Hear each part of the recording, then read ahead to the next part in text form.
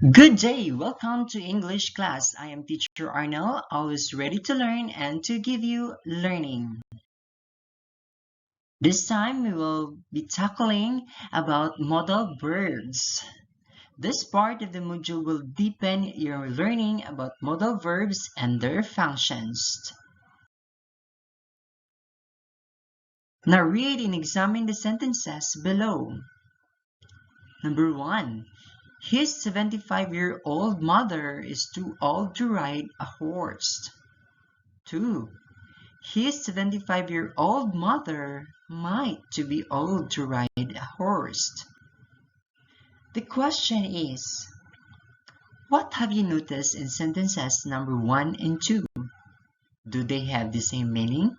If not, what is their difference? Sentences number 1 and number 2 have different meanings. Sentence 1 states the fact that his mother is too old for the horseback riding. Sentence number 2 expresses the possibility that his mother could no longer do horseback riding due to her age. The presence of the word might in sentence number 2 makes the meaning different. The word might is an example of a modal expression that functions as a verb. Aside from might, there are other commonly used modal expressions that function as a verb, like may, can, could, shall, should, will, and would. Now let's talk about modal verbs. Modal verbs are auxiliary or helping verbs which modify or change the meaning of the main verbs. You use modal verbs in giving advice or suggestions, in making requests, or in giving predictions and prohibitions to show more of the other uses of modal verbs. Here is the list with sample sentences. So, these are the uses of modal verbs. Say for example, we have really certain. That means if you are really sure, very likely if you really wanted to very much. Then possibility if there is uncertainty to happen.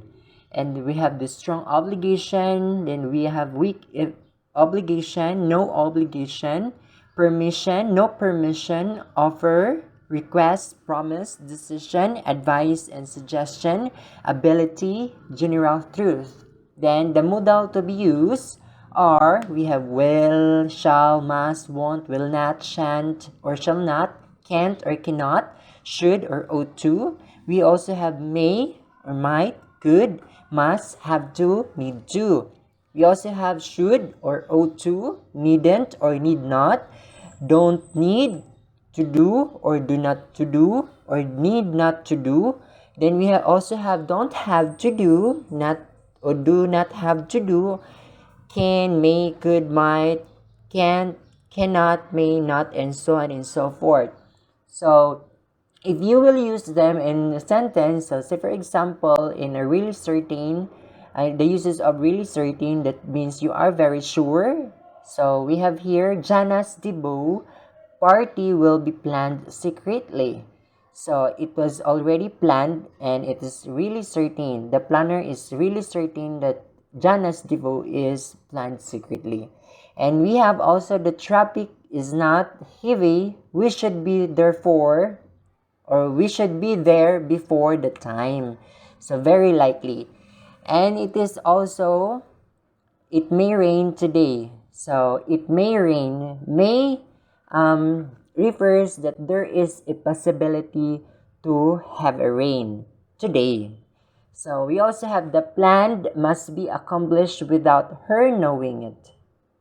Or the plan must be accomplished without her knowing it. So there is a strong obligation. Then it also have, I should see a dentist. I have a bad breath even though I brush my teeth regularly. So it is obvious that there is a weak obligation in there. And then Another one is I need not brush my teeth now. I will just do it later. So it's a sense that you don't have obligation or you no obligation. And then another example is me I borrow your pen. So me I, that means you are asking permission. So another, in contrast with it, you also have you cannot go out without a quarantine pass. So you cannot go out, that means there is no permission. So I will bring your things here. I will bring your things here. That means the person is offering himself to bring your things with him. And then we also have a sample of request. Will you open the windows? Will you open the windows? That is a sample sentence of a request. And then a sample sentence of promise is I will come back after sunset. So that's a promise. Then when you also have a decision, the sample sentence is goes like this: I will eat now. So a promise, a decision. So you are very certain, and that's a decision that you will going to eat now. And then you also have a sample sentence of advice and suggestion. You should wear appropriate attire for your job interview. And then another one is sample sentence of ability. The students can sing harmoniously. Yes. And lastly, we have the general truth. We can avoid COVID-19 by following health protocols. That is very important nowadays. That is the general truth that we must to follow the protocols.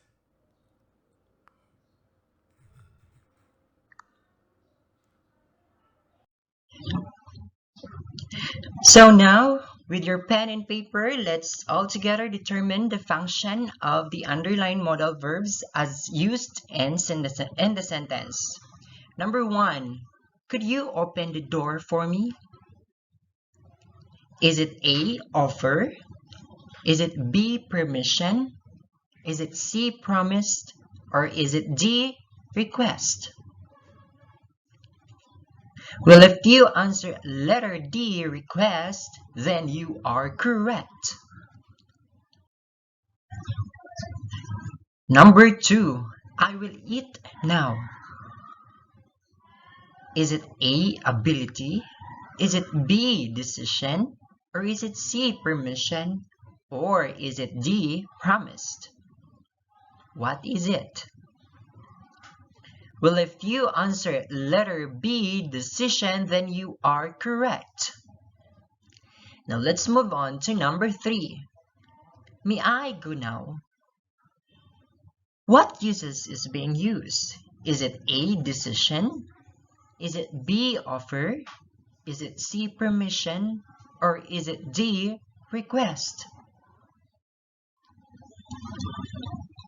Well, if you answer letter C, permission, then you are correct. Number four, I can play any musical instrument. What uses of modal verb is it? Is it A, ability? B, general truth? C, offer? D, promised? If you answer letter A, ability, then you are correct. Number five, you must follow the doctor's advice. What uses is being used? Is it A, no obligation? B, permission? C, strong obligation? Or is it D, weak obligation? Well, if you answer letter C, strong obligation, then you are correct.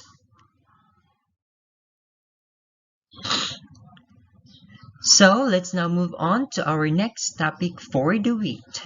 Today you will be heard a story of a mage mother, an excerpt from a Japanese folktale by Matsu Basho. Long, long time ago, in a tiny village in Japan, there lived a young farmer and his old mother. They lived well but simply until the cruel governor declared a wicked law. He said, "I have no desire for old people in my village. They are weak and cannot do work." The law was to put the people aging 75 years and above to be abandoned in the mountain.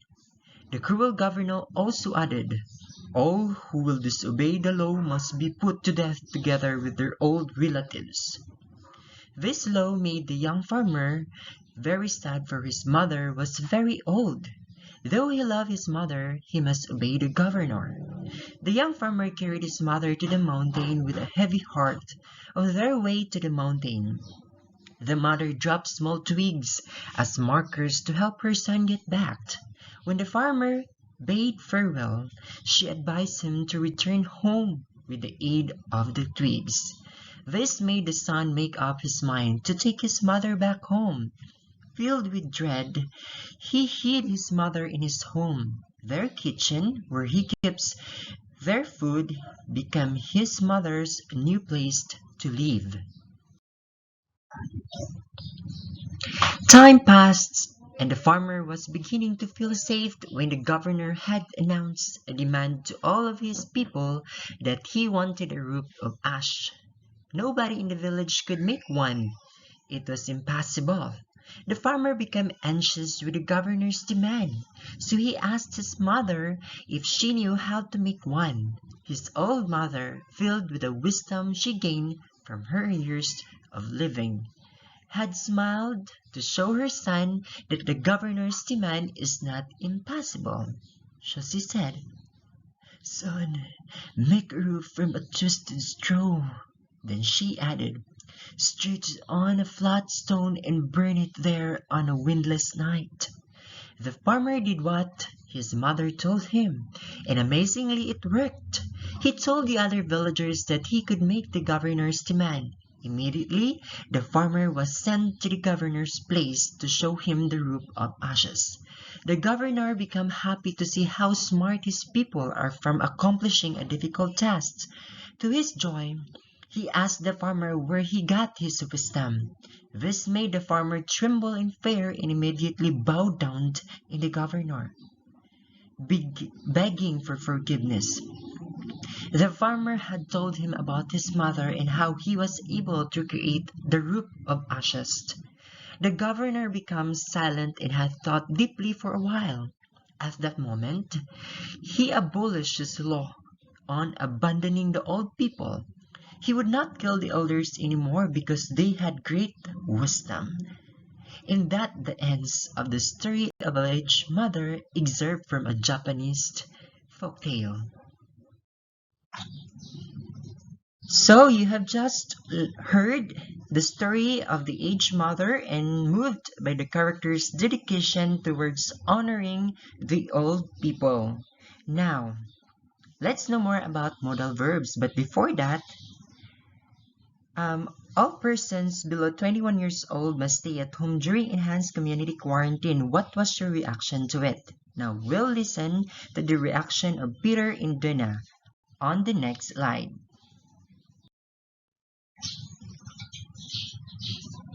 So listen very carefully with the reaction of Donna and Peter about the restriction of enhanced community quarantine. Donna, did you hear that it is an obligation for persons below 21 years old to stay at home during enhanced community quarantine? Really, Peter? I thought it is only a possibility. That is what I heard in the news. Well, whether it is an obligation or just a possibility, it is a necessity that we protect ourselves from the virus. Right, Peter? You are right, Donna. Okay, in connection with Peter and Donna's conversation and the story, so the story you have heard of the aged mother is connected to what Peter and Donna discussing all about. So the story of each mother restrict the old ones must be put to death because they are already weak and no have to work at all. While in the story, in the conversation of Peter and Donna, restriction of 21 years old below are restricted not to go outside because of the pandemic. So let's move on to our next discussion. So do you have the same reaction with Peter and Duna? Notice the underlined words. What do you think are these words? So the underlined words that was in the conversation of Donna and Peter was obligation, possibility, and necessity. Based on what you have noted on the use of modal nouns from Peter and Donna in their conversation in the previous activity, let us learn more about modal nouns. Read and study the sentences below. If Carl campaigns hard, his win is certainty. So remember the word certainty, the underlined word certainty. So next is Carl's friend expressed their willingness to help Carl in his campaign. So the underlined word there is the willingness. So don't forget about it because you will know it after this. Then the third one is there is likelihood that the students will vote for Carl. So the underlined word there is likelihood. Now we'll know them here. The three underlined words may mean the same because they are all qualities or states. However, each is connect or each is unique. Certainty is a quality or state of being certain or sure. Willingness is a quality or state of being ready to do something. Furthermore, likelihood is a quality or state of something having the chance to happen.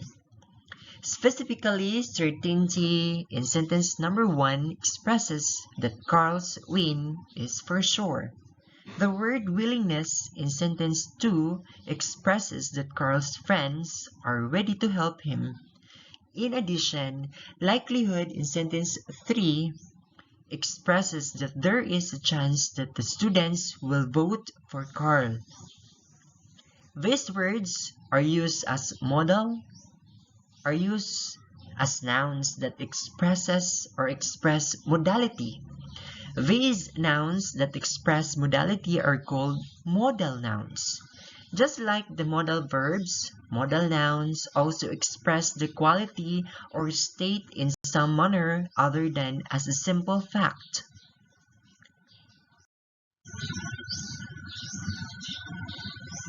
So, here are the table below that shows more examples of modal nouns, their meanings, and sample sentences. So, modal noun there was used as a possibility. So that means it is a condition or fact of being possible. So when we use this in a sample, in a sentence, so it goes like this. There is a possibility of rain tomorrow. So there is a possibility of rain tomorrow. So it is a fact of being possible. So another is obligation. So meaning a condition or feeling of being obligated or required. That means it is very necessary to fulfill. Then example sentence is students have an obligation to study hard. Of course. Then we have necessity. It means the quality or state of being in need. So example is nowadays mobile phones are considered a necessity, but not necessarily. It's just a necessity or desire of a person. Then we have also ability. That means the quality or state of being able, the capability or ability to do something. Example, I have a friend who has the ability to read minds. So his friend's ability was to read minds, to psycho. See, just like that. Then we have permission. That means the right or the ability to do something given by someone who has the power to allow or disallow. Example, my brother is given permission to play.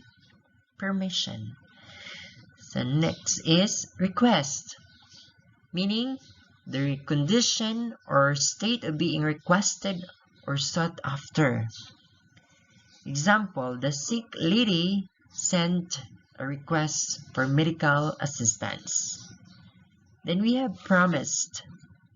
So the modal noun promise, that means a declaration to do or refrain from doing something. Example, it is important that when we make a promise, we kept it. Then we have chance, the condition or fact of a particular outcome in an uncertain situation. So, example, if Tony works hard, he has a big chance of succeeding. Then next is requirement. It is a condition that something is needed or must be done. So example, during the pandemic, quarantine pass is a requirement if one will go to the grocery store.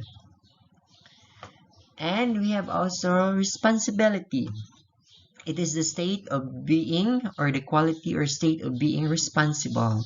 So example, it is the parents' responsibility to provide for their children. Then the last one is the capacity. So, meaning the quality or the state of being able to do something, just like the ability also. But ability is different from capacity. So capacity is something that you could do. And ability is something that you have the ability to do something uniquely. Yes. So example in capacity is, I believe my teacher has the capacity to teach us online. So, capacity.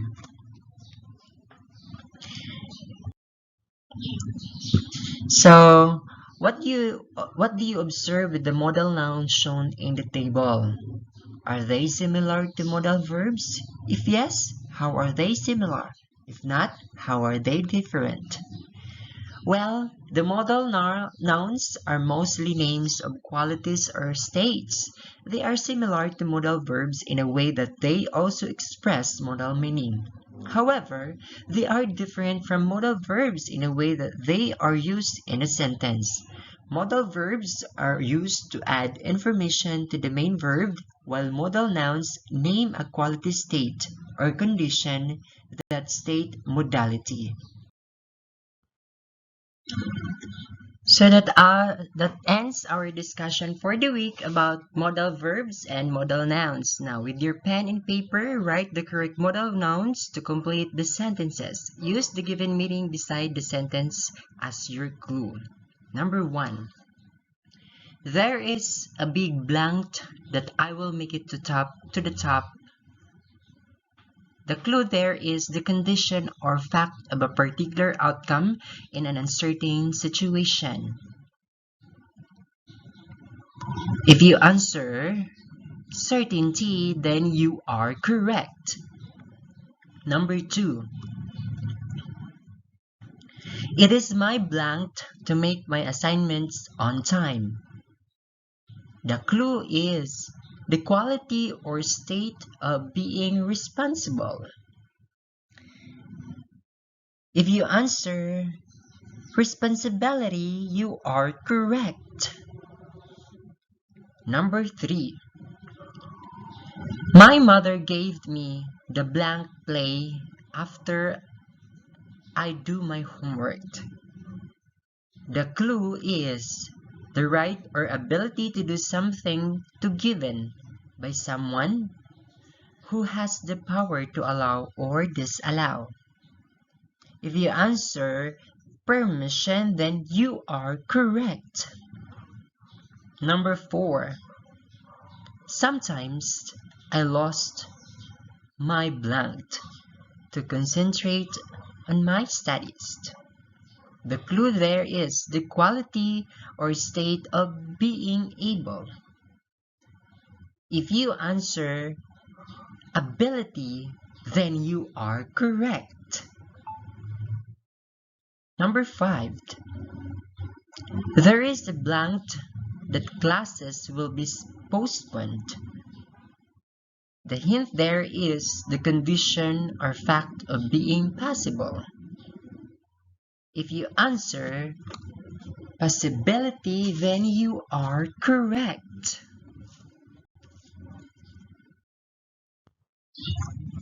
Now let's continue our discussion in week 4 with modal adverbs. In the previous lesson, you learned about modal verbs and modal nouns. This time, you will learn about modal adverbs. Read and study the sentences below. First sentence. If Carl campaigns hard, he shall surely win. The underlined word there is surely. Second sentence. Carl's friends are willingly happy to help him in his campaign. The underlined word there is willingly. Sentence number 3. The students will likely vote for Carl. The underlined word there is likely. Question is, what do you call the underlined words in each sentence? Is there something unique with these words? How are these words related to modal verbs and modal nouns? You probably remember that the underlined words are called adverbs that are used to describe or give more information about verbs, adjectives, and other adverbs. Unlike other adverbs, these ones are unique because they help express modality, and that is why they are called modal verbs. The modal adverbs used in the given sentences describe the adjective and modal verbs or expressions found in each sentence. In sentence A, the modal adverb surely describes the modal expression shall win.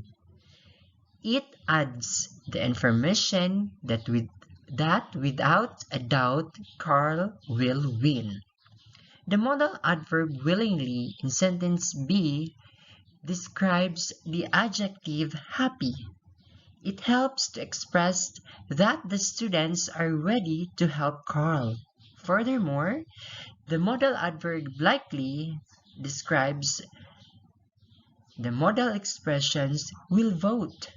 It gives more information that there is a chance that the students will vote for Carl. Okay, let's try to read the table below that shows more examples of modal adverbs, their meanings, and more sample sentences.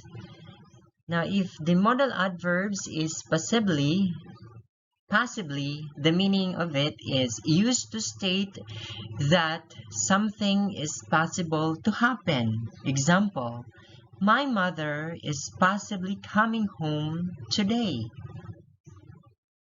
Another is certainly.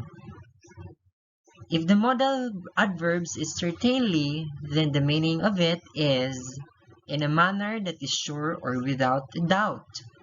Example, I am certainly joyful that my family is always with me. That is certainty or certainly. The third one is obligately. That means in an obligate or necessary manner. Example, my father is obligately proud to work hard for our family. So there is an obligation, action and obligation rather. Then we also have if the modal adverb is necessarily, that means it used to state that something is necessary or needed. Example, Lolo said that a person's success does not necessarily reflect one's personality towards other people. And we also have able or ably. That means in a skillful or competent manner.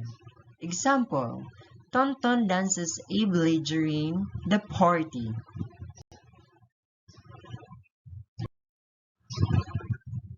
We also have requisitely. That means used to state something that is essential or important for a particular purpose.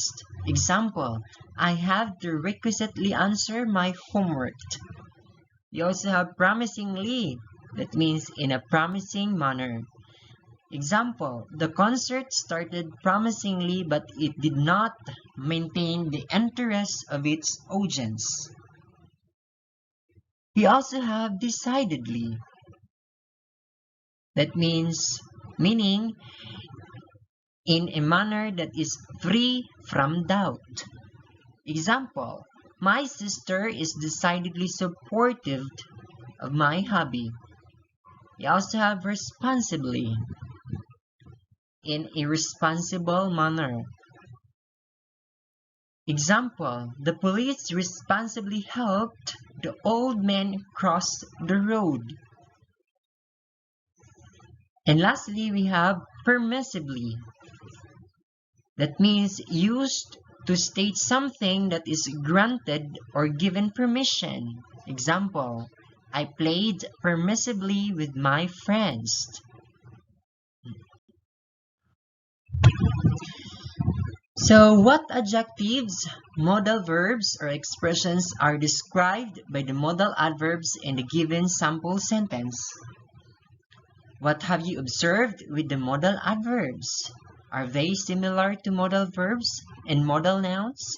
If yes, how are they similar? If not, how are they different?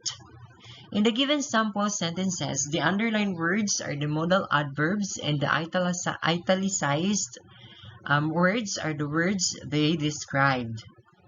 Most of the modal adverbs describe how something is done and how someone feels about something. They are similar to modal verbs and modal nouns because they express modality. However, they differ in form and the way they are used in sentences. Modal verbs are used to add information to the main verb. On the other hand, modal nouns name a quality, state, or condition that states modality, while modal adverbs describe or give more meaning or information to verbs and adjectives.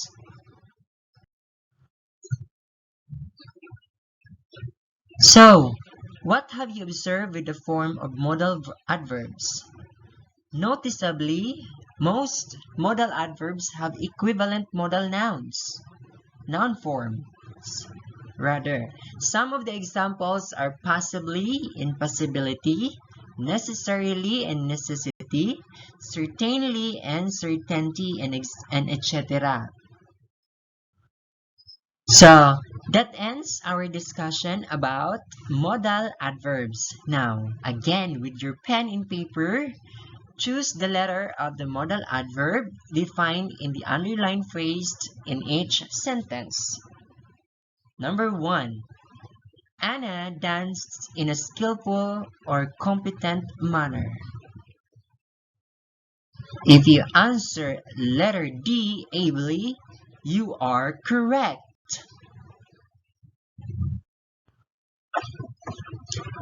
Number 2. My father has given me the permission to go picnic with my friends. The underlined phrase is has given me the permission. What is it? Is it A, willingly, B, likely, C, permissibly, D, necessarily? If you answer letter C permissibly, then you are correct. Number 3. I love my mother without a doubt. The underlined phrase is without a doubt. What is it?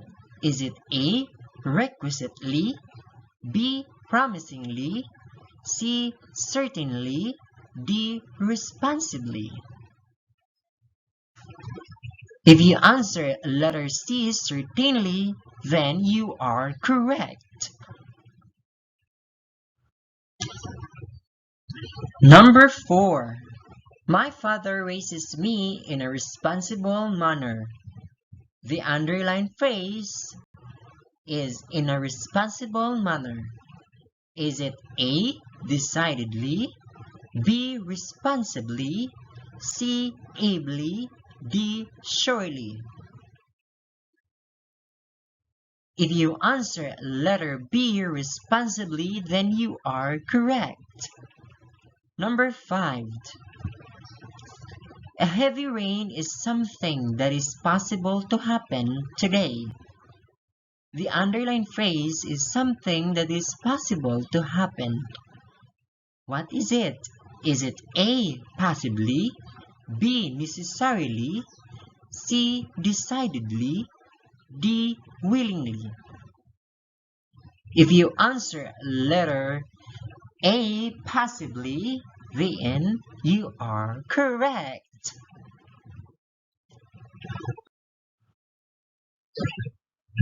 So, that ends the use of modal verbs, nouns, and adverbs. Hope you've learned our discussion today. Thank you very much for tuning in with me. Once again, this is Teacher Arnel, where learning in English is limitless. Thank you and goodbye.